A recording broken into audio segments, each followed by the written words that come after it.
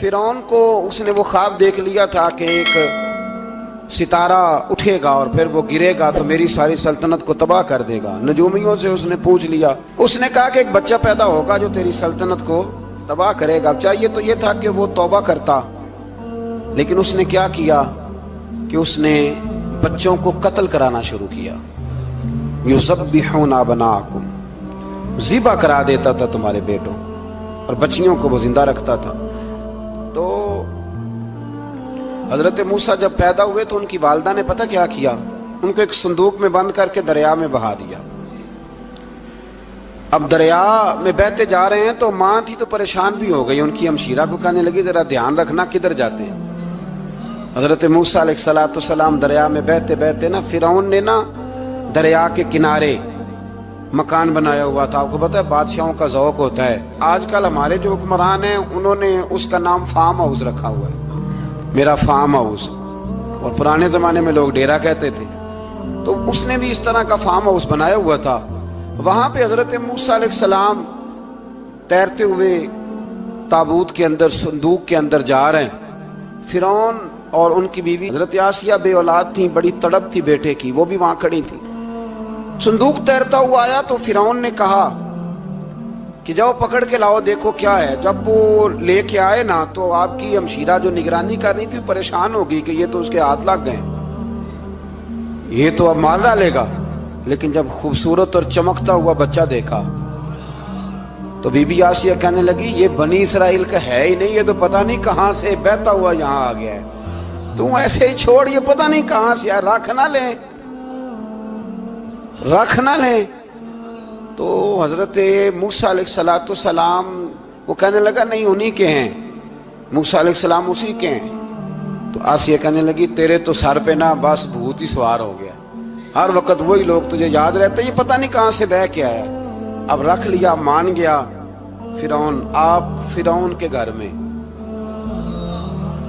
جو اس لیے بچے مروا رہا تھا کہ میری سلطنت حضرت موسیٰ پیدا نہ ہو جائیں، تو اسی کے گھر میں پرورش پانے لگے، اسی کے گھر میں۔ اب عورتیں منگائیں گئی دودھ پلانے کے لیے، تو حضرت موسیٰ علیہ السلام کسی بی بی کا دودھ نہیں پیتے، تو آپ کی ہمشیرہ نہ وہیں دائیں بائیں گھومتی رہتی۔ تو کہنے لگی جناب آسیہ سے کہ میں ایک بی بی کو جانتی ہوں، بڑی صاف ستھری ہے، مجھے امید ہے یہ بچہ اس کا دودھ پیے گا۔ تو فرعون کہنے لگا دوڑ کے لا، تو اپنی والدہ کو لے کے آئیں تو حضرت موسیٰ نے فوراً دودھ پینا شروع کر دیا۔ فرعون کو پھر تھوڑا شک ہوا۔ ایک روایت یوں بھی لکھی ہے بعض لوگوں نے کہ فرعون ایک دن اٹھایا ہوا تھا حضرت موسیٰ کی، ابھی تھوڑی سی عمر تھی، تو آپ نے اس کی داڑھی پکڑ کے تو ایک گھونسا دے مارا، جلالی تو شروع سے ہے نا۔ تو کہنے لگا آسیہ تو مان نہ مان یہ بچہ وہی ہے۔ تو حضرت بی بی آسیہ کہنے لگی کہ تجھے غلط فہمی ہے، یہ وہ نہیں ہے۔ اس نے کہا دیکھو نا یہ تو اٹھاتی ہے تو پیار کرتا ہے، اور میرے جب قریب آتا ہے تو اس کے لب و لہجے میں تلخی محسوس کرتا ہوں۔ اس نے کہا بچوں کو کیا پتا۔ خیر ایک طرف اس نے کھانے پینے کی چیزیں رکھ دی، ایک طرف انگارے رکھ دیے۔ وہ بھی حضرت آسیہ کہتی ہیں کہ تجھے سمجھ آئے بچے بچے ہوتے ہیں۔ حضرت موسیٰ بچے تو تھے پر تھے تو اللہ کے نبی نا، اللہ کے نبی تھے۔ جب اس نے کہا نا یہ بچے ہیں، تو حضرت موسیٰ علیہ السلام بجائے انگاروں کی طرف جانے کے، نبی تھے، وہ سیدھے کھانے پینے والی چیزوں کی طرف بڑھنے لگے۔ فرعون کہنے لگا اب بتا۔ اللہ تعالیٰ نے حضرت جبریل کو بھیجا، انہوں نے کہا ادھر نہیں جانا آپ ادھر جائیے۔ تو آپ آگ کی طرف گئے اور ایک کوئلہ اٹھا کے زبان پہ رکھ لیا۔ تو آسیہ کہنے لگی سمجھ آئی، بچے کو کیا پتا کدھر جانا ہے کدھر نہیں جانا، اگر وہ اتنا ہی خیال ہوتا وہی بچہ ہوتا تو آگ۔ اور بعض مفسرین نے لکھا ہے یہ جو حضرت موسیٰ دعا مانگتے تھے نا رب اشرح لی صدری ویسر لی امری، یہ وہ آگ کا انگارہ جب کوئلہ منہ میں رکھا تھا نا تو اس کی وجہ سے زبان میں کچھ لکنت آ گئی، تو آپ دعا کرتے تھے کہ یا اللہ میری زبان کی وہ بند گرا کھول دے تاکہ میں کھل کے فرعون کے سامنے بات کر سکوں۔ وہیں حضرت موسیٰ پلنے لگے، وہیں پلے، وہیں جوان ہوئے، وہیں اللہ نے ساری دولتیں دی، بہن بھی ملی، ماں بھی ملی، اور سارے عزیزوں کا پیار بھی ملا۔ اسی گھر کے اندر اللہ نے پرورش کر کے فرعون کے ظلم سے بنی اسرائیل کو نجات عطا فرمائی۔ موسیٰ پھر فرعون کے گھر میں پلنے لگے، اور جب جوان ہو گئے تو فرعون کے ہاں جو ظلم ہوتا تھا حضرت موسیٰ اس پر بول پڑتے تھے، جلال فرماتے تھے۔ تو فرعون پھر ناراض رہنے لگا، یہاں تک کہ اس نے آپ کو نکال دیا آپ تشریف لے گئے وہاں سے. تو حضرت موسیٰ ایک دن شام کے وقت دوبارہ آئے بستی میں، لوگ سوئے ہوئے تھے. تو دو آدمی، ایک بنی اسرائیل میں سے اور ایک فرعون کی اپنی قوم میں سے، وہ دونوں آپس میں جھگڑ رہے تھے. لیکن وہ جو حضرت موسیٰ کی بنی اسرائیل کی قوم کا شخص تھا، اس پر وہ قبطی، وہ جو فرعون کے قریبی لوگوں میں سے تھا، وہ ظلم کر رہا تھا اور بوجھ اٹھانے کی بات کر رہا تھا. اب اس نے حضرت موسیٰ کو پکارا کہ یہ دیکھے میرے ساتھ کس طرح کی بات کر رہا ہے. تو حضرت موسیٰ کا ارادہ بھی نہیں تھا، آپ نے بس اس کو سمجھایا. پر کچھ لوگوں کو سمجھ، تو حضرت موسیٰ نے پھر ایک مکہ مارا، ایک گھونسا مارا، صرف ایک ہی. یہ کئی تگڑے اور دلیر اس طرح کے بھی ہوتے ہیں کہ گھونسا ایک بھی برداشت نہیں کرتے. وہ ایک مارا، آدمی دھڑام سے زمین پہ گرا اور ماری گیا. حضرت موسیٰ کا ارادہ نہیں تھا لیکن وہ مر گیا. حضرت موسیٰ علیہ السلام نے اس بات پر اپنے رب سے استغفار بھی فرمائی. قرآن کہتا ہے کہ انہوں نے معافی چاہی کہ اللہ میرا ارادہ نہیں تھا. بہرحال اگلے دن نا حضرت موسیٰ دوبارہ آئے. وہ سنا کرتے تھے نا ہم کہ بیوقوف دوست سے عقل مند دشمن بہتر ہوتا ہے. وہ کم از کم دشمنی تو عقل مندی سے کرتا ہے نا، لیکن جو بیوقوف دوست ہو بیوقوفی. حضرت موسیٰ دوبارہ آئے تو وہ بنی اسرائیلی اگلے دن کسی اور سے جھگڑا کر رہا تھا. پھر اس نے مدد کے لیے پکارا تو حضرت موسیٰ کہنے لگے مجھے لگتا یہ ہے کہ تیری عادت ہے، تو خود بڑا جھگڑالو ہے، تو نے روز نیا جھگڑا شروع کیا ہوتا ہے. حضرت موسیٰ جب اس کی طرف بڑھے نہ ڈانٹنے کے لیے تو اس نے شور کرنا شروع کر دیا. کہنے لگتا ہے جس طرح آپ نے اسے کل قتل کیا تھا مجھے بھی قتل ہی کریں گے. یہ انسانوں کا مزاج ہے کہ آپ جب تک کسی کے طبیعت کے مطابق چلیں گے وہ راضی رہتا ہے، اور ذرا آپ اس کی طبیعت سے ہٹتے ہیں تو وہ شور کرتا ہے. اس نے کہا جی آپ مجھے بھی لگتا ہے ماریں گے. حضرت موسیٰ کلیم اللہ علیہ نبینا علیہ السلام کے بارے میں جب اس نے شور کیا تو بات پھر فرعون کے دربار تک گئی. وہ تو پہلے ہی بہانہ تلاش کر رہا تھا. اس نے کہا ڈھونڈو پکڑو اور معاذ اللہ شہید کریں گے. کسی نے آ کے خبر دی کہ آپ جہاں سے ہجرت کر جائیں، اس لیے کہ آپ کے لیے یہاں حالات درست.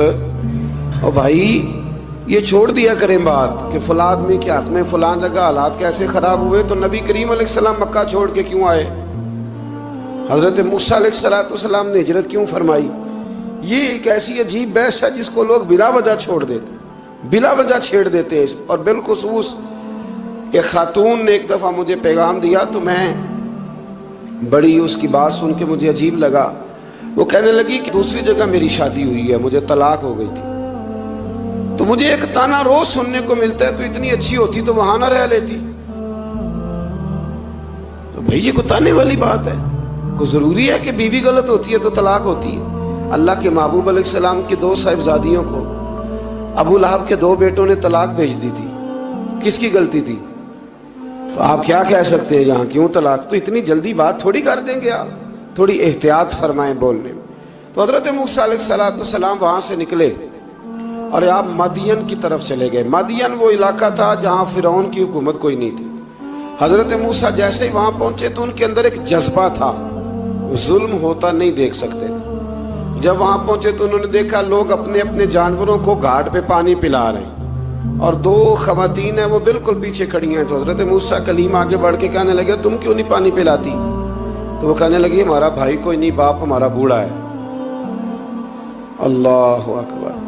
مجبوری یہ ہے، ہم ہیں بھی پردہ دار گھرانے کی، مجبوری ہماری یہ ہے کہ جب تک یہ سارے لوگ پانی پلا نہیں لیں گے اتنی دیر تک ہماری باری نہیں آئے گی.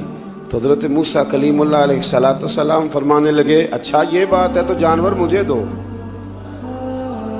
وہ ہو یہ رہا تھا کہ چونکہ مرد پانی پلا رہے تھے تو اور جتنے بھی مرد آتے جاتے تھے وہ گھستے جاتے تھے اور عورتیں بیچاری کھڑی تھیں. حضرت موسیٰ جھٹ سے آگے بڑھے، پیچھے ہٹو. ان دو خواتین پاک باز عورتوں کے جانوروں کو پانی پلایا اور پھر آپ دوبارہ وہیں بیٹھ گئے. وہ بیبیاں جلدی جلدی گھر گئیں، جا کے اپنے والد سے کہنے لگی ابا جی کمال ہو گیا، اس بستی میں ایک ایسا آدمی ملا ہے جو عورتوں کی طرف دیکھتا ہے تو نیکی کرنے کے لیے آگے بڑھتا ہے، جو مجبور اور بے کس کے لیے اچھے جذبات رکھتا ہے. فرمایا جلدی لاؤ. कुछ मुफस्सिरीन और तरफ भी गए हैं, लेकिन जमहूर ने लिखा है कि वो हजरत शुएब अलैहिस्सलाम थे। हजरत शुएब ने घर बुलाया, अपनी एक बेटी को भेजा, फरमाया बेटे बुला के लाओ। वो जब घर आए तो आप फरमाने लगे आप मेरे साथ उजरत तय कर लें, 8 साल या 10 साल आप मेरी बकरियों को चराएं, मेरे घर में रहें। और फिर फौरन ही फरमाने लगे अगर आप हमारे घर में रहेंगे, देखभाल करेंगे, तो मैं अपनी एक बेटी का निकाह भी आपके साथ कर दूंगा। तो 8 से 10 साल हजरत मूसा ने वहां क़याम फरमाया। और फिर जब आपका निकाह हो गया तो आप अपनी बीवी को लेके मिस्र की जानिब जा रहे थे, तो रास्ते में ना ठंड ज्यादा हो गई, तो अपनी ज़ौजा से कहने लगे वहां आग जल रही है, मैं तेरे लिए आग लेके आता हूं ताकि तू ताप सके, गर्मी हासिल कर सके। वहां गए तो दरख्त से आवाज आई, मूसा मैं तेरा रब हूं। दरख्त से आवाज आई, मूसा मैं तेरा रब हूं। और हजरत मूसा कलीमुल्लाह को वहां वही आनी शुरू हुई। वहां वही अल्लाह ताला ने उन्हें वो असा अता फरमाया जो फिर बाद में अज़दहा बनता था। रब करीम ने वहीं हजरत मूसा कलीम को वहीं यदे बैज़ा अता फरमाया। अपना हाथ गिरेबान में डाल के निकालते थे तो चांद और सूरज की तरह रोशनी दिया करता था। यदे बैज़ा लिए बैठे हैं अपनी। मैं कभी कभी कहा करता हूं कि मौला के देने के अंदाज बड़े अनोखे हैं। भाई यूसुफ को कुएं में फेंकते हैं तो अल्लाह मिस्र का हुक्मरान बना देता। तो फिर हजरत मूसा वहां से वापिस आए और आकर के आपने दोबारा वो सारा निज़ाम जिंदगी शुरू फरमाया। मूसा अलैहिस्सलाम ने उनको दावत हक दी और कहा कि मैं तुम्हारे पास वाज़े निशानियां लाया हूं, बनी इसराइल को मेरे साथ भेज दो। फिरौन ने मोजज़ात पेश करने के लिए कहा तो हजरत मूसा अलैहिस्सलाम ने अपना असा ज़मीन पे डाला, अपना असा, अपनी छड़ी, अपना डंडा ज़मीन पे डाला तो वो एक वाज़े अज़दहा बन गया। फिर हजरत सैयदना मूसा अलैहिस्सलाम ने अपना हाथ गिरेबान से निकाला तो वो देखने वालों के लिए रोशन हो गया, हाथ के अंदर नूर पैदा हो गया। यदे बैज़ा लिए बैठे हैं अपनी आस्तीनों में। फिरौन के सरदारों ने हक को कबूल करने की बजाय इसे जादू करार दे दिया और कहा कि ये तुम्हें अपने मुल्क से निकालना चाहता है। उन्होंने कहा इस मामले को जरा ढील दो और जादूगरों को जमा करो। जादूगर आए, उन्होंने फिरौन से कहा कि हम हजरत मूसा के मुकाबले में जादू तो दिखाएंगे माज़अल्लाह, लेकिन अगर हम गालिब आ गए तो फिर हमारा इनाम क्या होगा? सौदा पहले तय करना है, क्या इनाम मिलेगा? उसने कहा कि अगर तुम गालिब आ गए तो मैं तुम्हें अपना करीबी बना लूंगा। बादशाहों का करीबी होना भी तो बड़ी बात है ना, लोग बड़े पापड़ बेलते हैं करीबी होने के लिए। और ये जो करीबी होते हैं ना, बिलखुसूस जो बादशाहों के करीबी होते हैं, बादशाहों की तबाही का सबब भी यही लोग ही बनते हैं। ये उनको रोज खबर देते हैं कि सब अच्छा है, सब अच्छा है। और दुनिया के ज़्यादातर हुक्मरान इन्हीं लोगों की वजह से तबाह होते हैं, क्योंकि उनका खुद आवाम से राब्ता नहीं रहता। अगर वो खुद आवाम के साथ डायरेक्ट राब्ता करें तो शायद उन्हें अच्छी और साफ सुथरी चीज़ें समझने को मिल जाए। खैर, जादूगरों ने जब कहा हमें क्या दोगे, तो उसने कहा तुम्हें करीबी बना लूंगा। जादूगरों ने मूसा अलैहिस्सलाम से कहा कि आप पहल करेंगे या हम पहल करें? तो मूसा अलैहिस्सलाम ने कहा तुम पहल करो। जब जादूगरों ने अपनी रस्सियां जमीन पे डाली तो लोगों की निगाहों को सहर ज़दा कर दिया, जादू कर दिया और उन्हें डरवा दिया। उन्होंने कहा ये तो बड़ा जादू ले आए। तो अल्लाह ताला ने हजरत मूसा अलैहिस्सलाम को हुक्म दिया कि आप भी अपना असा जमीन पे डालें। उनकी रस्सियां सांप बन गई थी ना, दरअसल वो सांप बनी नहीं थी, लोगों की आंखों पर जादू हो गया था, उन्हें सांप नजर आ रहा था। फरमाया आप भी अपना असा जमीन पे डालें। वो असा सांप बना और जादूगरों की सारी चीजों को निगल ही गया। उनकी बहुत सारी रस्सियां सांप बनी थी, इनका एक ही असा सांप बना और सबको निगल गया। इस तरह के मोजज़े की हकानियत और जादूगरों का बुतलान साबित हुआ और फिरौनी रुसवा हो गए। जादूगर सजदे में गिर गए और अल्लाह पर ईमान ले आए। फिरौन ने उन्हें धमकी दी कि तुम मेरी इजाजत के बगैर ईमान ले आए हो, मैं तुम्हारे हाथ और पांव मुखालिफ सिमत से काट दूंगा, यानी उल्टा हाथ काट दूंगा, सीधा पैर काट दूंगा। मेरी बगैर इजाजत ईमान ले आए हो और तुम्हें सूली पे भी चढ़वा दूंगा। उन्होंने कहा कि ईमान लाने की पादाश में तुम हमें सजा देना चाहते हो। फिर उन्होंने अल्लाह ताला से सब्र और इस्तिकामत की दुआ की। اس کے بعد فرعون نے بنی اسرائیل کے بیٹوں کو قتل کرنے کی اور بیٹیوں کو زندہ چھوڑنے کا حکم دے دیا۔ موسیٰ علیہ السلام نے قوم کو صبر کی تلقین کی اور کہا کہ نیک انجام اہل تقویٰ کے لیے۔ یہاں ایک لطیف بات ہمارے صوفیاء نے بھی لکھی ہے۔ صوفیاء کہتے ہیں کہ فرعون نے کلمہ نہیں پڑھا پر جادوگر کلمہ پڑھ گئے۔ وہ کس طرح کلمہ پڑھ گئے؟ تو کہنے لگے دراصل انہوں نے آتے ہی حضرت موسیٰ کا ادب بڑا کیا تھا۔ جادوگر حضرت موسیٰ کے مقابلے میں آ کے بھی ان سے کہتے ہیں کہ رسیاں آپ پہلے ڈالیں گے کہ ہم ڈالیں، آپ اصحاب پہلے رکھیں گے کہ ہم رکھیں؟ تو اتنا سا ادب کیا تو رب کریم نے فرمایا جو نبی کا ادب کرے وہ بے ایمان نہیں رہ سکتا، جو نبی کا ادب کرے وہ بے ایمان نہیں رہ سکتا، اور جو نبی کی بے ادبی کرے وہ ایماندار نہیں رہ سکتا۔ ختم ہو گئی بات۔ یہاں ہمارے صوفیاء نے یہ بات لکھی ہے کہ چونکہ انہوں نے آتے ہی کہا تھا کہ آپ پہلے ڈالیں گے یا ہم پہلے ڈالیں، تو حضرت موسیٰ سے انہوں نے پوچھ لیا، نبی کے پوچھے بغیر پہل نہیں کی تو اللہ نے انہیں ایمان کی دولت عطا کر۔ اللہ تعالیٰ نے فرعونیوں پر قحط سالی کا عذاب نازل کیا۔ فرعونیوں کا طریقہ یہ تھا کہ اچھائی کو اپنا کمال گردانتے تھے، کہتے تھے یہ ہماری طرف سے، اور برائی کو معاذ اللہ بدشگونی کے طور پر موسیٰ علیہ السلام کی طرف منسوب کرتے تھے، کہتے تھے معاذ اللہ آپ کی وجہ سے یہ سارا کچھ ہو رہا ہے۔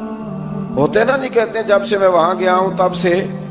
ہمارے بزرگ ایک لطیفہ بھی سنایا کرتے تھے کہ کسی زمیندار نے نماز پڑھنی شروع کی تھی تو اس کے جانور مرنے شروع ہو گئے۔ اب لوگ سمجھتے ہیں کہ معاذ اللہ شاید یہ کسی بزرگ کے سبب سے ایسا ہے، حالانکہ یہ تو اللہ کی طرف سے آزمائش ہوتی ہے، اس کی حکمتیں ہوتی ہیں۔ اللہ تبارک و تعالیٰ نے ان پر عذاب کیا نازل کیا؟ آیت نمبر 130 اور 143 کا بھی آپ سورہ اعراف کی پڑھیں تو اللہ تعالیٰ نے ان پر ٹڈیوں کا، جموں کا، مینڈکوں کا اور خون کا عذاب نازل کیا۔ یہ کس قسم کا عذاب ہے؟ جمعے پڑ گئے، ٹڈیاں آ گئیں، یہ اللہ نے عذاب نازل کیا۔ جب وہ عذاب میں مبتلا ہوئے تو موسیٰ علیہ السلام سے کہا کہ آپ اللہ سے دعا کریں کہ ہم سے یہ عذاب ٹل جائے، اگر ایسا ہوا تو ہم ایمان لے آئیں گے، بنی اسرائیل کو بھی آزاد کر دیں گے۔ لیکن موسیٰ علیہ السلام کی دعا کے نتیجے میں جب عذاب ٹل جانے کے بعد فرعونی پھر اپنے وعدے سے پھر گئے۔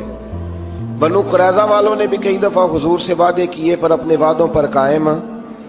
ایک بات آپ سے یہاں روک کے عرض کر دوں، ہم بھی کئی دفعہ کہتے ہیں ذرا بریک کبھی گاڑی کی نہیں نہ لگتی تو ہم ارادہ کرتے ہیں کہ آج سے ہی نماز شروع کر دینی۔ ذرا طبیعت زیادہ لیل ہوتی ہے تو ارادہ کرتے ہیں نا کہ بھائی آج کے بعد ہم نے نیک، پھر کیا ہوتا ہے شفا ہو گئی تو چھٹی ہو گئی۔ یہ طریقہ درست نہیں، یہ تو کفار کا طریقہ بیان کیا نا قرآن پاک نے۔ یہاں فرمایا جب اللہ تبارک و تعالیٰ نے انہیں نجات دے دی تو اپنے وعدے سے مکر گئے، تو پھر اللہ تبارک و تعالیٰ نے بنی اسرائیل کو سمندر پار کر کے ایسی قوم کے پاس پہنچا دیا جو بتوں کی پرستش کرتی تھی۔ وہ تو بچ گئے لیکن فرعونی سارے دریا کے اندر غرق ہو گئے۔ حضرت موسیٰ علیہ السلام سے کہنے لگے کہ ہمارے لیے بھی ایک خدا بنا دیجئے۔ حضرت موسیٰ علیہ السلام نے فرمایا بت پرستی کرنے والے جاہل ہیں۔ یہ بت پرست قوم کے پاس جب گئے نا بنی اسرائیل والے، بت پوجتے ہوئے دیکھا تو کہنے لگے ہمارے لیے بھی سامنے بنا کے رکھ دو۔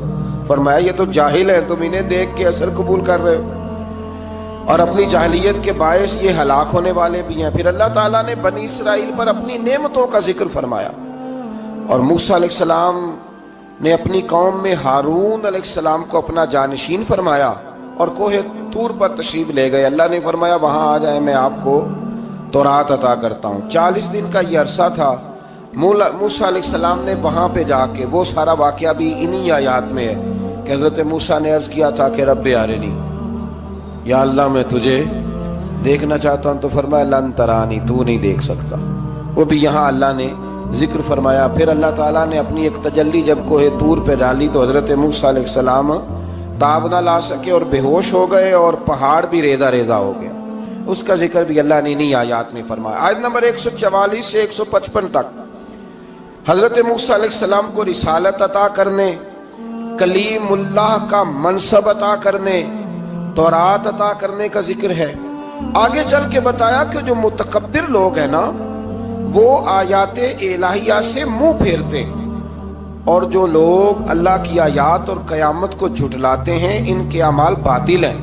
پھر موسیٰ علیہ السلام کے کوہ طور پر قیام کے عرصے میں بنی اسرائیل کے زیورات سے بچڑا بنا کر اسے معبود بنانے کا ذکر ہے۔ ان میں ایک جادوگر تھا سامری، سنا ہے سلالہ میں اس کی قبر ہے۔ حضرت موسیٰ کوہ طور پہ چلے گئے تو اس نے پیچھے سے سونے کا ایک بچڑا بنا لیا، اس میں سونے کی تاریں اس کے منہ میں لگائیں، ہوا چلتی تھی تو بجتی تھی۔ اتنے کمزور عقیدے کی یہ قوم تھی کہ انہوں نے فٹافٹ ماننا شروع کر لیا، فٹافٹ ماننا، کہنے لگے یہ ٹھیک ہے۔ چنانچہ موسیٰ علیہ السلام جب واپس آئے تو قوم پر غصے اور افسوس کا اظہار فرمایا اور کہا میرے پیچھے تم نے ایسا برا کام کیا ہے۔ انہوں نے تورات کی تختیاں بھی زمین پہ ڈالیں اور اپنے بھائی ہارون علیہ السلام کا سر پکڑ کے اس سے جواب طلبی کی۔ انہوں نے کہا اے میرے ماں جائے، بڑے خوبصورت لفظ ہے قرآن پاک، اے میرے ماں جائے، اے میرے بھائی، قوم نے مجھے بے بس کر دیا اور قریب تھا کہ یہ مجھے قتل بھی کر دیتے۔ اب آپ مجھ پر سختی کر کے دشمنوں کو ہنسنے کا موقع نہ دیں، کبھی بھی دشمنوں کو اپنے اوپر ہنسنے کا موقع نہ دینا چاہیے۔ پھر آیت نمبر 151 میں موسیٰ علیہ السلام کی دعا اور کلمات استغفار کا ذکر ہے۔ آگے چل کے بتایا کہ غصہ ٹھنڈا ہونے پر موسیٰ علیہ السلام نے تورات کی تختیوں کو اٹھایا جن کی تحریر میں اللہ سے ڈرنے والوں کے لیے ہدایت اور رحمت کی بشارت تھی۔ آیت نمبر 156 سے لے کر 158 تک میں موسیٰ علیہ السلام کی دعا کا ذکر ہے، جس میں انہوں نے اپنی قوم کے لیے اللہ تعالیٰ سے دنیا اور آخرت کی بھلائی مانگی۔ اللہ تعالیٰ نے فرمایا یہ کامل نعمت میں ان لوگوں کو عطا کروں گا جو ایمان کے ساتھ تقوی بھی اختیار کریں گے، یہ انہیں